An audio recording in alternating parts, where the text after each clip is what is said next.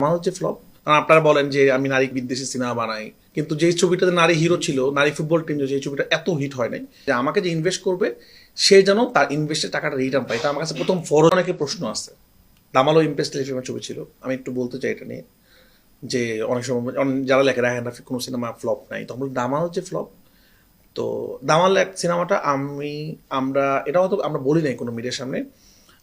Cinema রিলিজের সময় channel I থেকে আমরা যারা টিম ছিলাম, আমি, মিম, শরীফুর রাজ, সিয়াম, তারপরে আমাদের রিপন নাথ, আমাদের সাউন্ড ডিজাইনার, আমাদের ডিওপি সুমন সরকার, আমরা সবাই মিলে কিনে নিয়েছিলাম হল রাইটটা।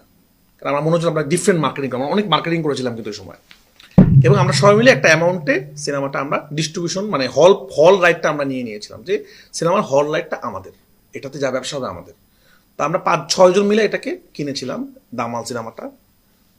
এবং যে 6 জন যে টাকাতে সিনেমাটা কিনেছিল দামাল, প্রত্যেকটা মানুষ, যেমন 6-7 জন এটা প্রডিউসার ছিল ধরেন কেনার পরে, তারা সবাই এখন অভিনয় করছে, সবাই আছে, আপনারা তাদের জিজ্ঞেস করতে পারবেন, সবাই যে টাকা দিয়ে কিনেছিল তার ডাবল টাকা পেয়েছে।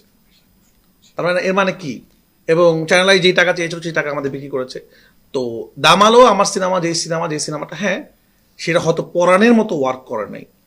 কারণ আপনারা বলেন যে আমি নারী বিদ্বেষী সিনেমা বানাই, কিন্তু যেই ছবিটাতে নারী হিরো ছিল, নারী ফুটবল টিম, যে ছবিটা এত হিট হয় নাই, কিন্তু আমার প্রডিউসার সবসময় আমার টাকা, যে সিনেমা বানিয়েছি সেটা আসলে ব্যবসা করেছে। নূর, আমি একটা সিনেমা গিয়েছে যেটা অনেক কাহিনী আছে, সেটা আসলে সিনেমা হলে মুক্তি পায় না, ওটিটিতে মুক্তি পেয়েছে।